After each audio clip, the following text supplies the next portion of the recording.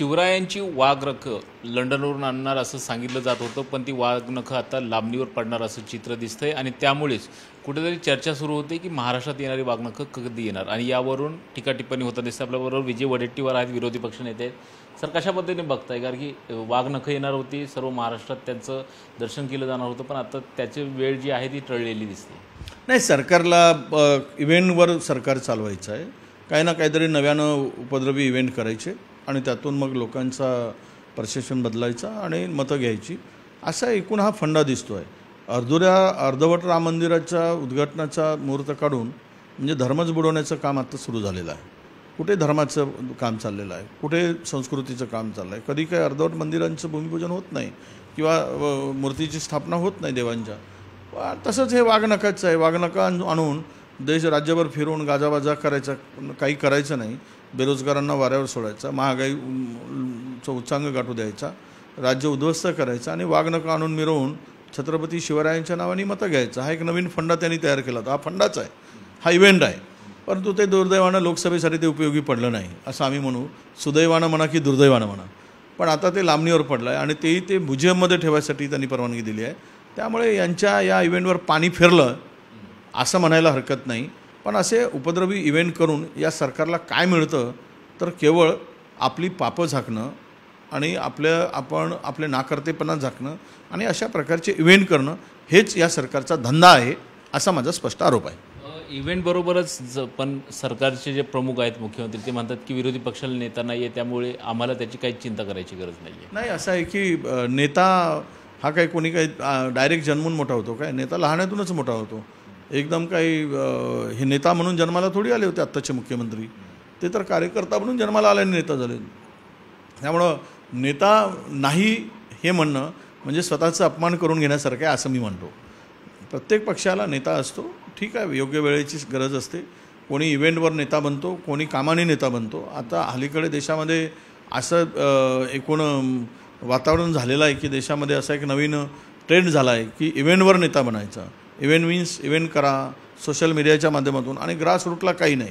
लोकांना मूर्ख बनवण्याचा हा एक नवीन धंदा हा या राज्यामध्ये देशामध्ये सुरू झालेला आहे. खरं तर ग्रासरूटवर राजकारण कशासाठी? राजकारण हे सामाजिक कामासाठी, लोकांच्या सेवेसाठी. हा मुळातच राहिलेला नाही. काहीतरी करायचं, चार टाळके असले की टाकायचं आणि त्याला वेगळं स्वरूप द्यायचं, वेगवेगळ्या कृत्या करायच्या. म्हणजे हे सगळं जे चाललेलं आहे, तर यातून नेता नाही म्हणणं मला असं वाटतं की भारतातील जनतेचा अपमान आहे.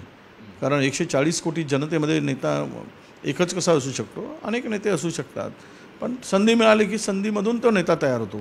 जर उद्या या राज्याच्या मुख्यमंत्री किंवा उपमुख्यमंत्र्यांना मुख्यमंत्र्यांची होण्याची संधीच मिळाली नसती तर त्यांच्या अंगात काय गुण आहेत दिसले नसते. असंच असतं, ज्यावेळेस ज्याला संधी मिळते त्यावेळेस तो नेता आहे की नाही प्रूव्ह होतं. अनेक राज्यामध्ये विना नेत्यांनी भाजपने निवडणूक लढवल्या, कुठे मुख्यमंत्र्यांचा चेहरा दाखवला. ठीक आहे, जिंकले ते, मग ते जिंकू शकतात बिना चेहऱ्यानी, तर विरोधक जिंकू शकत नाहीत का? हा खरा त्यांना माझा प्रश्न आहे. पण आता भाजपसुद्धा जे नेते आहेत, त्यांचं जे केंद्रीय मंत्री आहेत, त्यांना निवडणूक द्यायच्या तयारीत आहेत, लोकसभेला उभं करायचं तयारीत. म्हणजे त्यांनी कुठंतरी एक वेगळं मॉडेल काढायचा प्रयत्न केला, कारण की नव्यांना संधी द्यायचा प्रयत्न केला किंवा केंद्रातले नेते त्या ठिकाणी लोकसभेला आणून जास्तीत जास्त जागा निवडायचा प्रयत्न आहे. नाही, असं आहे की जब चलती राहते ना, तर आता ही चलती आहे. ते कशाच्या भरोशावर आहे? ईव्हीएमच्या भरोशावर आहे, इव्हेंटच्या भरोशावर आहे. हे सगळं जे देशातील जनता बघत आहे. आणि हे यामध्ये मला मूळ असा विषय आहे की असं म्हणतात ना, जब मिट्टी उठाओ तो सोना बनता है और सोना भी उठाओ तो फिर मिट्टी होती है, एक म्हण आहे. आणि आता त्यांच्या हातात माती असेल तरी ते सोने करत आहेत, त्यामुळे ते काहीही प्रयोग करू शकतात.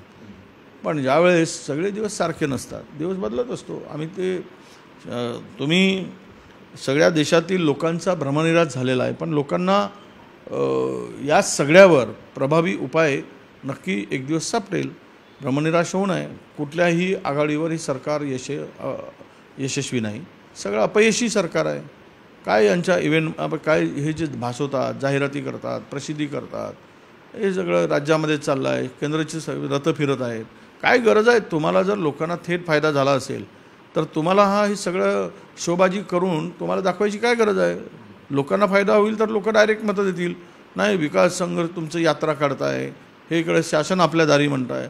अरे सगळ्या योजना पूर्वीपासूनच्या जमा करायचे, वर्षभर वाटायचे नाहीत आणि शासन आपल्या दारी म्हणून वर्षभराची योजना एकाच दिवशी नेऊन वाटायची आणि दाखवायचं की आम्ही खूप काही केलं. तर लोक काय इतकंही लोकांना कळत नाही अशातला भास नाही.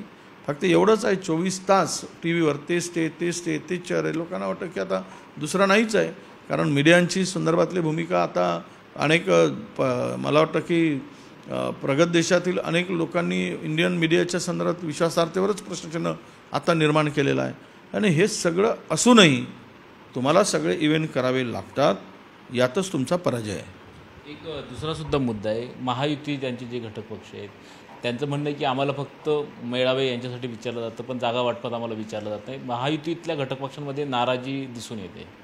नाही बघा, हे काही झाले तरी आत्ता कमांड जे आहे, मी तर असं म्हणतो की एक कार्टून आलं होतं, कार्टून. त्यामध्ये नांगराला अजित पवारांना आणि शिंदेंना झुंपलं होतं आणि त्या कार्टूनमध्ये त्या दोघांची काय ते कासरे जे म्हणतात, त्याला दोर म्हणतात, ते भाजपच्या हातात दाखवलं आहे, म्हणजे फडणवीसांच्या हातात दाखवलं आहे. हे सगळ्यांना माहीत आहे की तुम्ही शेतीत नांगराचे बैल व्हा आणि त्या बैलाची दोरी आमच्या हातात द्या, आम्ही म्हणू तसं ते नांगर फिरवू आणि ज्या पद्धतीनं फिरवता येईल त्या पद्धतीनं फिरवू. हे महाराष्ट्र उघड्या डोळ्यांनी बघतो आहे. तर त्यांना आत्ता मला वाटतं की काही दिवसामध्ये, आज त्यांना भास होत नाही आहे की आमची शेती आम्हीच नांगरतो आहोत असा भास होत आहे, पण त्यांना नंतर कळेल की आम्ही दुसऱ्याची शेती नांगरली आहे. वडनेरे साहेब, शेवटचा प्रश्न. जी चर्चा आहे, मॅडम सोनिया गांधी यासुद्धा पुन्हा ॲक्टिव्ह होऊ शकतात आणि कारण की जर विरोधकांना तोंड द्यायचं असेल तर त्यांच्या तोडीचा नेता असेल तर कुठेतरी भाजपला थांबवता येईल. नाही, नेते खूप आहेत आमच्याकडे, नेत्यांची काही कमी नाही. असं आहे की आम्ही सर्वजण मिळून नंतर निवडणुकीनंतर नेता निवडावा असं बहुतांश लोकांचं मत आहे. अर्थात ते इंडियाच्या बैठकीमध्ये त्या संदर्भातला फायनल काय ते ठरेल, पण आज त्यावर आम्ही काही प्रतिक्रिया देऊन त्यातला वेगळ्या दिशेनं तो विषय न्यायचा आमचं मत नाही. मतांतरे असू शकतात, पण बैठकीमध्ये त्यावरही तोडगा निघू शकतो आणि एक नेता ठरवण्याचा जो निर्णय होईल तो इंडियाच्या आघाडी बैठकीत होईल. मॅडम सोनिया गांधी जर आल्या तर काँग्रेसला कुठेतरी संजीवनी मिळू शकते का? कारण की ज्या पद्धतीनं त्यांनी आत्तापर्यंत काँग्रेसचं काम सांभाळलेलं आहे. नाही, असं आहे की सोनियाजी तर आमच्या आधारस्तंभ आहेत. संपूर्ण काँग्रेसच्या अत्यंत वाईट काळामध्ये सोनियाजी मॅडममुळं, त्यांच्या नेतृत्वामुळे काँग्रेसला नव्यानं देशामध्ये काँग्रेस पुन्हा नव्यानं उभे करू शकण्याचं किमया माननीय सोनियाजींनीच केलेली आहे. हे कोणीच नाकारू शकत नाही. त्यांचा दांडगा अनुभव, पेशन्स, त्यांचे काम आणि सगळ्यांना घेऊन चालण्याची वृत्ती, या सगळ्यामध्ये त्या नक्कीच सरस आहेत. त्यांच्या आता काही काळामध्ये थोडा प्रकृतीचाही विषय निश्चितच होता आणि अशा स्थितीमध्ये त्या सगळ्या जबाबदारीतून किती जबाबदारी घेतील हे मला आत्ता मी बोलू शकणार नाही. पण इंडिया आघाडीमध्ये मात्र यावर चर्चा होऊन मॅडमकडे जर हे जबाबदारी दिली तर ते लिलया पार पाडू शकतील आणि काँग्रेसला नवी संजीवनी आणि इंडियालाही नवी संजीवनी मिळेल असं मला वाटतं. निश्चितच. कॅमेरामन अरविंदसह सुनील काळे, साम मराठी, मुंबई. देश विदेशातील प्रत्येक घडामोडींचे लाईव्ह अपडेट मिळवण्यासाठी आता साम टीव्हीच्या सर्व सोशल मीडिया प्लॅटफॉर्मला लाईक, फॉलो आणि सबस्क्राईब करा. तसंच सर्व नोटिफिकेशनसाठी बेल आयकॉन प्रेस करायला विसरू नका.